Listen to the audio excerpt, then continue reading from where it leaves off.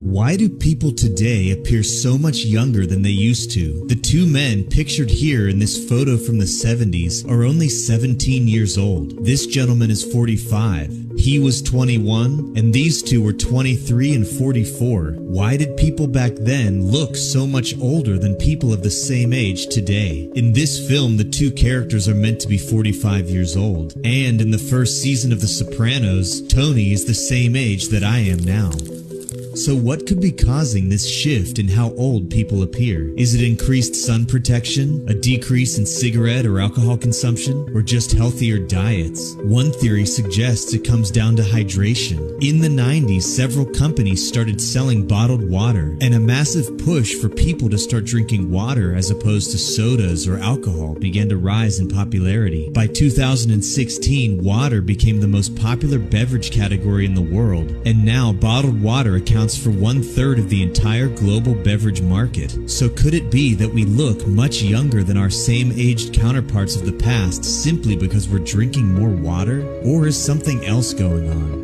Let me tell you something. 48 years of study, I'm going to give you a secret. Nothing in this world is what you think it is. Government does not work the way you think it does. Religion is a corporation. Especially in the Western world, all religions operate under maritime admiralty law. Maritime admiralty is the law of water. There are only two things on the earth, land and water. So there are two kinds of law, the law of the land and the law of water. The law of the land is the custom of the people who live on a particular piece of land. So the law of the land is different in every country. Okay, got it. But there is also a far more important law on the earth. It's called the law of the water. And that law is referred to in courts as maritime admiralty. What are some of those laws that we're not aware of? Oh, my goodness. When you walk into a courtroom, why do you go to court? You play basketball on a court. You play tennis on a court. Right. Yeah, how do you play tennis on a court? You play with a racket. Come on. And so when the judge walks out, he rules from the bench. Right? Look it up in a Latin dictionary. The word bench is a bank in Latin. And so the judge is ruling for the bank. That's why he wears a black robe, because the black robe represents the planet Saturn, the god of banking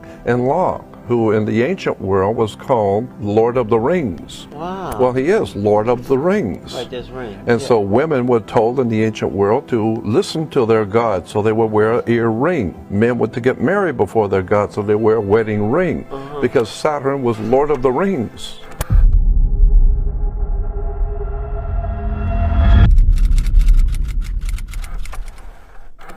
There's a basic New World Order, an Illuminati, if you will, which is primarily run by the Rothschild family. The Rothschilds financed Stalin and the takeover of Russia, the Bolshevik Revolution 1917. They have financed the French Revolution. They financed World War II. They financed Hitler, and they were financing the U.S. So they believe in order out of chaos. You fund both sides of a war, and whichever side wins, you got their vote, because you're their paymaster. You've given them their money. You control their financial supply, which means you can control the government. Okay? And you profit no matter what. Right. And also what happens is that the war stimulates the economy, so you get much more infrastructure and much more buildings coming out of it. That's why, for example, Ford Motor Company was building tank plants in Germany, which is why Hitler's Wehrmacht had the tanks. It was from Ford.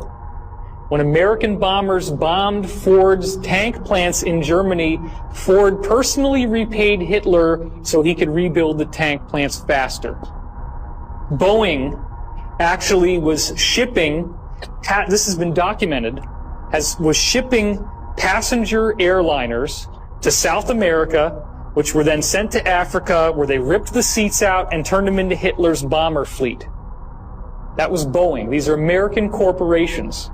The whole idea of these big wars is a joke. Has spent about $8 trillion on foreign wars and their consequences since September 11, and trillions more for other military operations and for supporting military bases in 70 countries.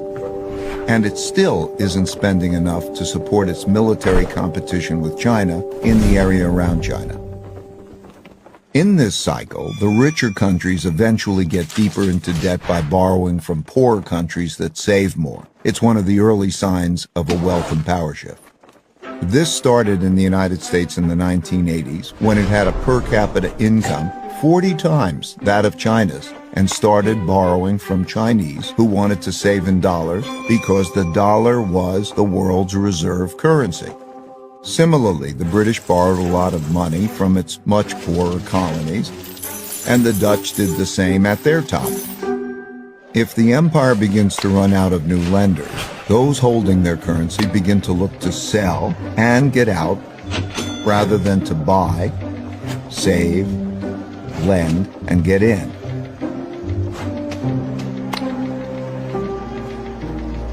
And the strength of the empire begins to decline.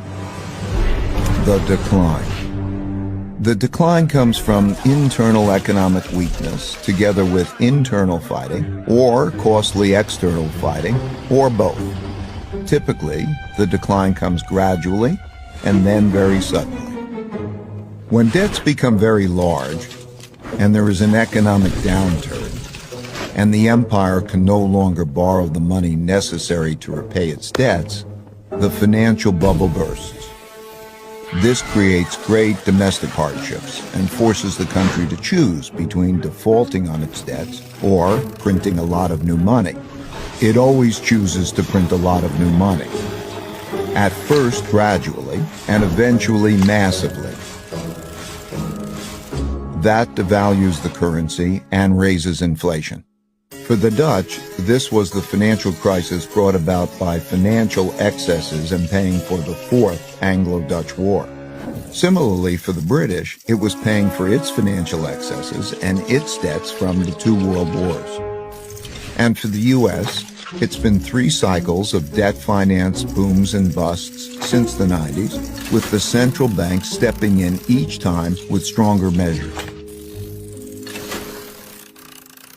When the government has problems funding itself, when there are bad economic conditions, and living standards for most people are declining, and there are large wealth, values, and political gaps, internal conflict between the rich and the poor, as You don't own land. If you want to own the land and actually own it so that even God can't touch it, you have to buy the property or the car or the jet plane, whatever it is you're buying. You have to get it under allodial title. Allodial title, you can buy a car, you can buy a jet plane, you can buy a house, but you buy it under what is called allodial title. And I've seen that done because I had a guy buy me a car not too long ago, and we went into the agency and he says, I want to buy him a car. And so the guy said, okay, and so I picked out the car I wanted, and the guy buying it for me said, we want this allodial title. And the sales manager said, fine, okay, we'll have to go back and go get the paperwork. He went back and got the special paperwork, came out and says allodial title. Allodial simply means nobody, including God or Jesus, can touch this property. You own it.